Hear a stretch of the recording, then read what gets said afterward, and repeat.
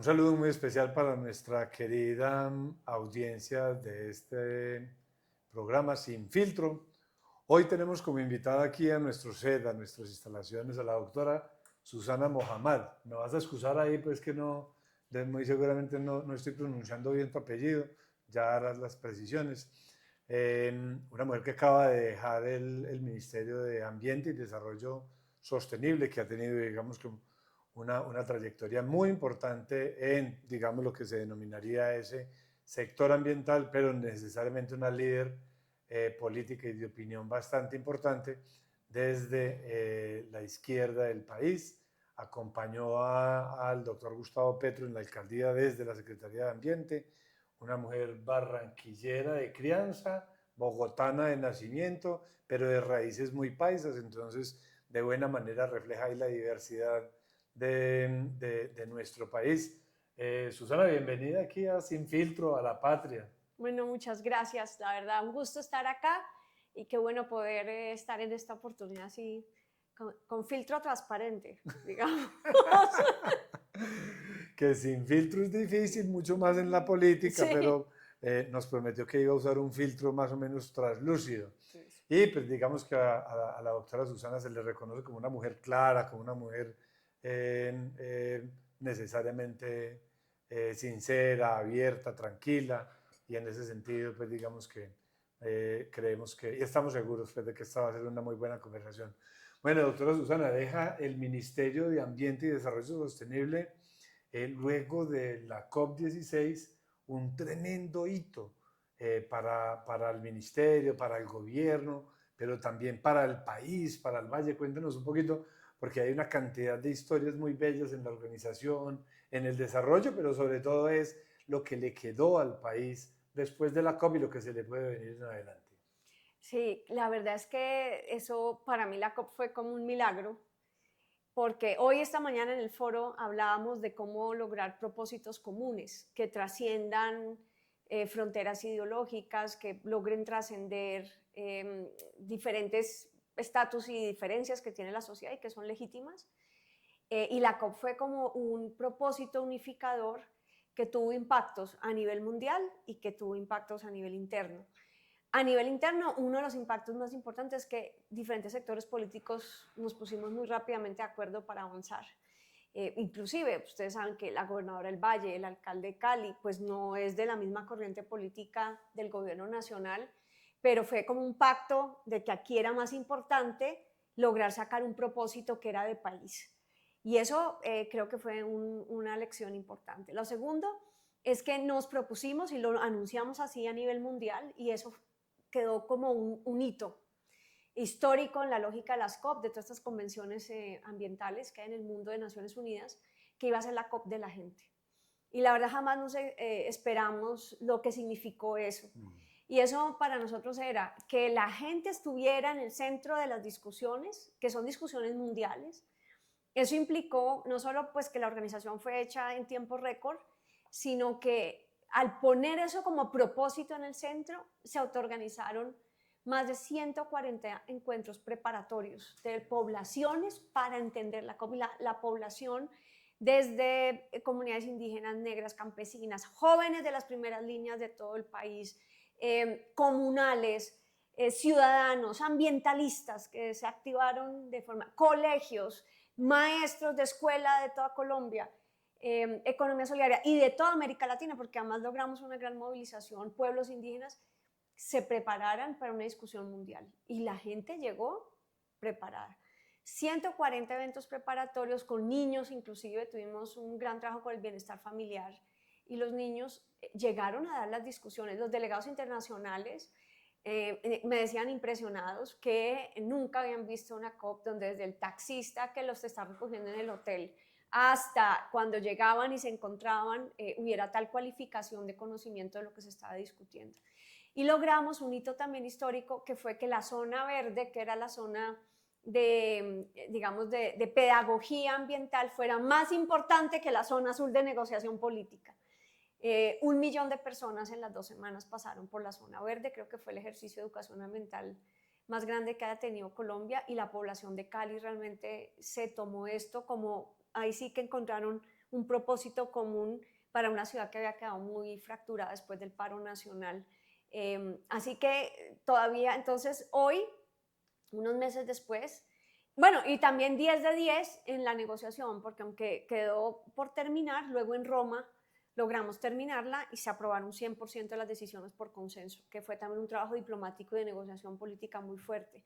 Entonces, la COP de Cali fue una luz de esperanza en el mundo, en un mundo en que cada vez menos el mundo multipolar, el mundo del multilateralismo tiene legitimidad y se reúne, porque hoy con la llegada de Trump en Estados Unidos se impone más bien una discusión de imposición política y no de diplomacia.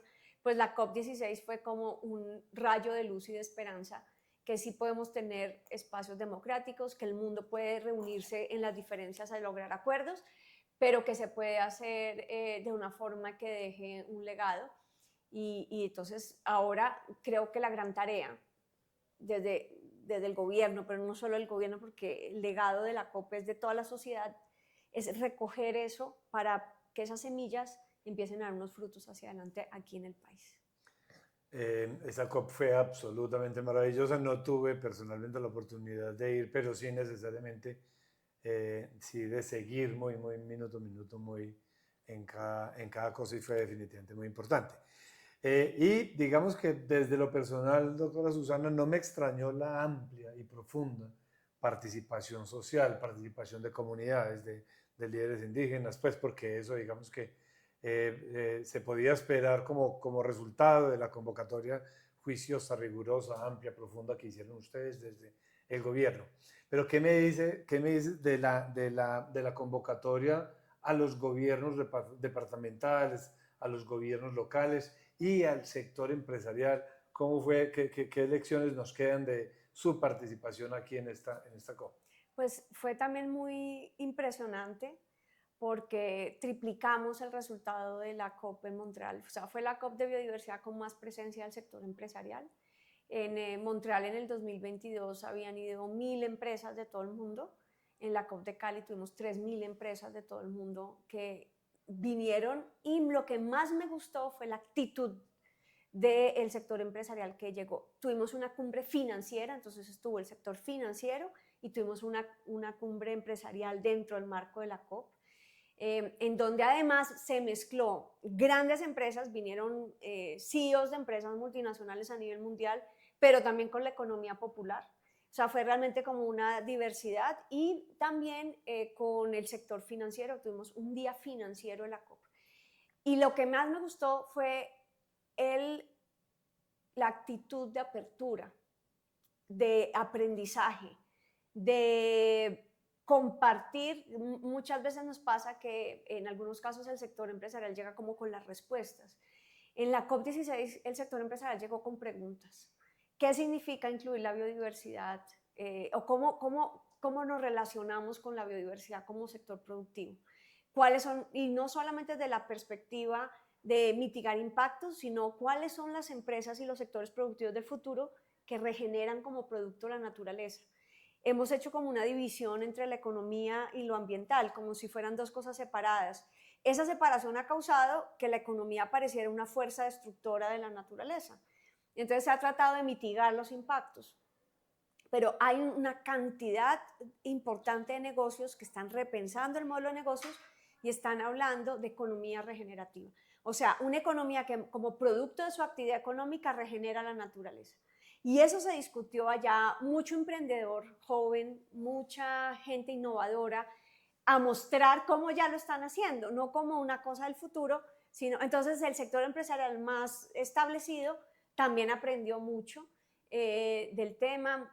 Nosotros hicimos en el Foro Económico Mundial de Davos, en el año de la COP, en el año 24, hicimos mucha publicidad al sector empresarial mundial de la COP16, y la convocatoria resonó, la gente llegó. Eso fue muy bonito. Y los modelos financieros también, unas discusiones muy interesantes. Cómo para hacer esa economía regenerativa hay que cambiar los modelos financieros.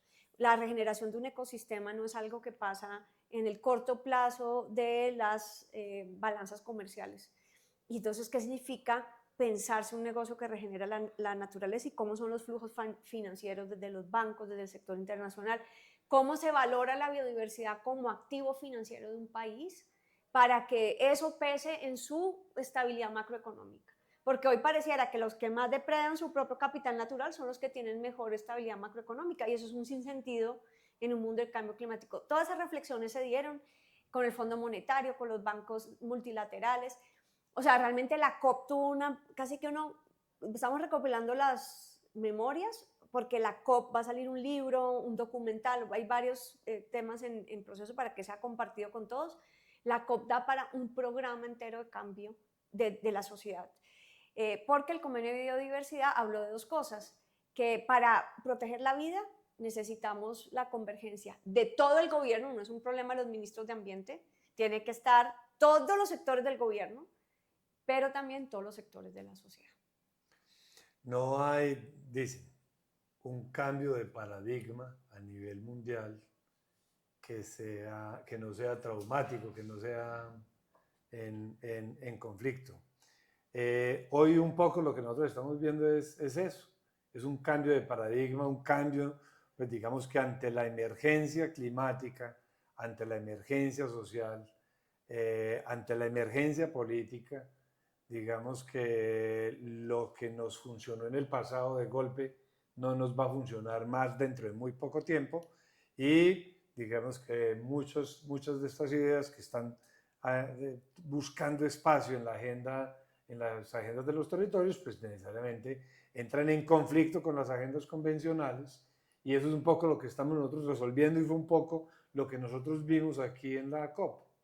Sí, creo que es eso, esa perspectiva del pasado tratando de mantener su poder, y lo vemos muy claramente en el capital fósil. Y el capital fósil hoy está financiando y poniendo gobiernos para su interés. Es claramente el caso del gobierno de los Estados Unidos, que es capaz de reversar el reloj climático décadas con el fin de sostener el poder del capital fósil. O sea, todos los acuerdos multilaterales a los que el mundo en años de negociación ha avanzado, de un momento a otro un gobierno muy importante, que es de los principales emisores de gases de efecto invernadero, llega un gobierno que niega absolutamente todo ese trabajo colectivo de todos los países del mundo. Y empieza ya aquí, ya eso se volvió guerra de titanes, ¿no? Porque entonces lo vimos en la última COP de clima en Azerbaiyán, en donde ya entonces China empieza a tomar un papel, donde queda un vacío político, alguien lo llena.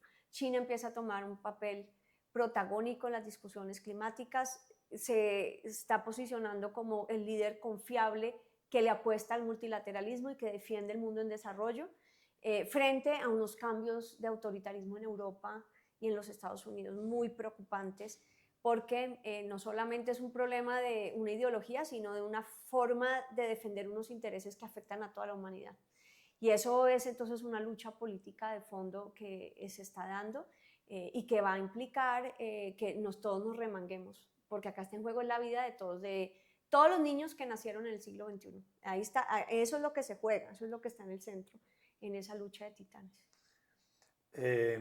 Y pareciera entonces que las elecciones del 26 para el país son fundamentales. ¿Hacia dónde va a orientarse la política nacional, la estrategia nacional, en qué eje ubicarse? Eso es un poquito lo que se va a resolver. Sí, claro, en el 26. El 26 va a ser la lucha política continúa, siempre estará ahí. Y yo creo que va a haber una definición alrededor de avanzar en continuar un cambio democrático que inició con muchas imperfecciones y problemas, pero que inició, o regresar a un pasado, y hasta dónde, y eso lo vamos a ver es en la disputa política. Yo quisiera resaltar algo, por lo menos en el tema climático, y ojalá no esté viendo la realidad con ojos optimistas, pero mi experiencia como ministra es que este país tiene algo que no vi en otros países del mundo. Y es que, a pesar de lo que pareciera una gran polarización y muchas diferencias políticas con intereses muy diferentes y representación de sectores de la sociedad muy diferentes, se ha logrado cierto acuerdo general que el cambio climático existe. O sea, usted no ve una bancada en el Congreso de la República negacionista del problema. Usted no ve un político ni en lo regional, ni en lo local, nacional, que diga el cambio climático no existe. Claro, el debate está qué tan rápido se hace la transición, cómo se hace la transición, cuáles son los efectos económicos, quién hace la transición, a quién beneficia. Pero eso es un debate absolutamente legítimo con muchas diferencias. Ojalá podamos mantener eso. Mire, quien definió que la meta de reducción de emisiones de Colombia al 2030 iba a ser 51% fue el presidente Duque. No el presidente Petro. Ahora, el presidente Petro no va a decir que esa meta no. El presidente Petro dice, sí, ¿cómo vamos a profundizar esa transición económica, energética? Ojalá algo de eso pudiéramos mantener. Y lo vimos también en la COP de biodiversidad. El empresariado colombiano, el sector financiero, las comunidades, las regiones, hubo encuentro de alcaldes y gobernadores internacional, hubo encuentro parlamentario con varios congresistas del mundo en la COP16. Más o menos de todo empujábamos en una tendencia, con mil diferencias y énfasis. Yo creo que ojalá que este país tenga que transitar a un proceso de paz, que hay que cumplir la paz. Ojalá que la diversificación económica, que no seguir la dependencia de la exportación de petróleo y carbón, porque eso nos va a llevar a un hueco, ya nos está llevando a un hueco fiscal financiero. Ojalá eso fueran macroacuerdos en donde las diferentes tendencias políticas puedan pues decir sus estrategias para llegar allí. Y bueno, que ahí se juegue la elección. Creo que estoy siendo un poco optimista, porque con las tendencias más de la derecha extrema en el mundo, pero yo creo que la sociedad colombiana sí tiene esa capacidad y que Colombia tiene un lugar en el mundo que podría ser muy pionero del siglo XXI. Yo creo que compartimos ese optimismo. Y vamos a ver a la doctora Susana Mohammad en la carrera por la presidencia en el 26. Bueno, hasta hace una semana iba a ser la directora de Planeación Nacional, así que estoy en una semana de respiro y estamos pues considerándolo. Yo podría decir que considerándolo, pero todavía no es una decisión tomada. Bueno, muchos éxitos ahí en esa competencia. Y anticipando, pues porque creo que sí vas a estar. Y ya para cerrar, digamos, el programa, doctora Susana, digamos que dependiendo desde donde se vea la realidad, entonces uno se forma como ciertas ideas. Y entonces uno escucha que el principal problema de este país es el narcotráfico, o que es la corrupción, o que es la violencia, o que es el deterioro ambiental. Desde la perspectiva de la exministra Susana Mohammad y precandidata, bueno, así sea, líder de opinión. Líder de opinión, ¿cuál es como ese gran problema que tiene el país, como ese nudo gordiano que si nosotros desatamos podemos resolver un pocotón de cosas acá en el país? Yo creo que sigue siendo la profunda desigualdad social. Y desde esa profunda desigualdad social, la pregunta, ¿cuál es el modelo de desarrollo que nos puede llevar simultáneamente a una mayor equidad y a una resiliencia climática en una lógica económica, política y social del siglo XXI? No quedándonos atados a lo que fue el siglo XIX, el siglo XX. Y ahí tenemos eso si lo aplicamos a diferentes regiones, porque hay que reconocer la diversidad regional de este país, incluye diferentes formas de abordarlo, pero sin equidad y sin la representación de los intereses legítimos de este país sobre la mesa, podemos generar modelos de desarrollo que nos generen varios puntos en el PIB, pero que no estén realmente satisfaciendo como el empoderamiento social y el reconocimiento de la diversidad de nación que tenemos. Y ahí estamos perdemos todos. Tenemos una nación diversa ambientalmente, diversa culturalmente, diversa socialmente. Si esa diversidad fuera nuestra fortaleza y pudiéramos tener un modelo de desarrollo que la incluye y la use en términos de que su potencial sea manifiesto, este país es una joya en el siglo XXI. Pero si seguimos unos oprimiendo a los otros bajo modelos que no reconocen esa diversidad y por lo tanto generando esas brechas de desigualdad, pues el país seguirá fragmentado y la violencia seguirá avanzando. Si nosotros seguimos avanzando en esa capacidad de diálogo social, de golpe seremos capaces de construir esos objetivos grandes de regiones, objetivos grandes de país para que todos apostemos a eso. Sí, en una forma en que incluya las voces diversas y sobre todo una capacidad permanente de tramitar conflictos. dialogar entre diferentes debería ser mucho más fácil, entre ideas distintas. Y conciliar entre intereses, digamos, inclusive opuestos, también debería ser fácil. Existe ese modelo en donde todos cabemos, en donde los objetivos de conservación, digamos, de cuencas, de ríos, de conservación ambiental, de conservación de territorios, de conservación de cultura, son compatibles con objetivos de desarrollo económico. Inclusive hacer pequeñas centrales con mejores consideraciones, acudir a energéticos más sostenibles. En fin, todo eso es conciliable, todo eso es compatible. Ese modelo existe.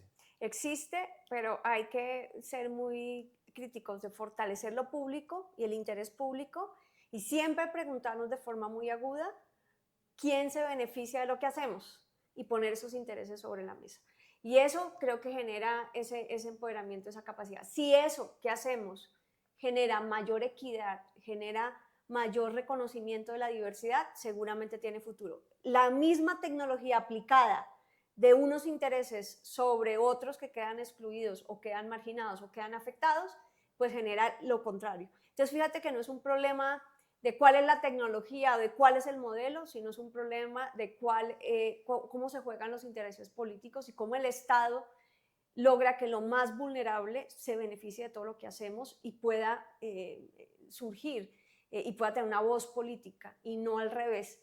Y ahí yo creo que eso es una clave que este gobierno buscó trabajar, que ha tenido ejemplos interesantes, pero que debemos ya sistematizar en una experiencia de gobierno que vaya más allá y profundice ese trabajo inicial, porque yo creo que ahí ganamos todos.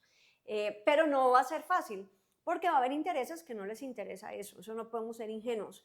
Y esos intereses se van a poner. La pregunta es si logramos una masa crítica de actores diversos y legítimos que pongan el interés público sobre la mesa y que todos aportemos. Fíjate, un tema que debería ser de interés nacional, la reforma agraria. No podemos seguir teniendo más del 90% de la tierra concentrada en 2% de los propietarios. Y la tierra fértil, la tierra productiva, y además ni siquiera, porque si fuera productiva, pero es que improductiva. Eso no debería ser un gran consenso nacional, inclusive el gobierno ofreció comprarla a precio comercial y no la ofertan. Entonces no hay un consenso, hay todavía un problema político de fondo de poder.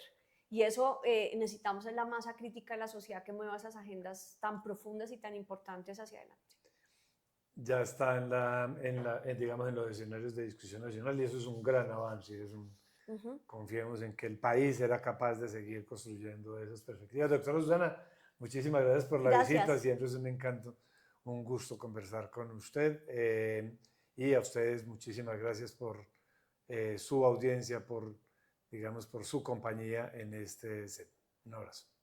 A todos los caldenses un abrazo.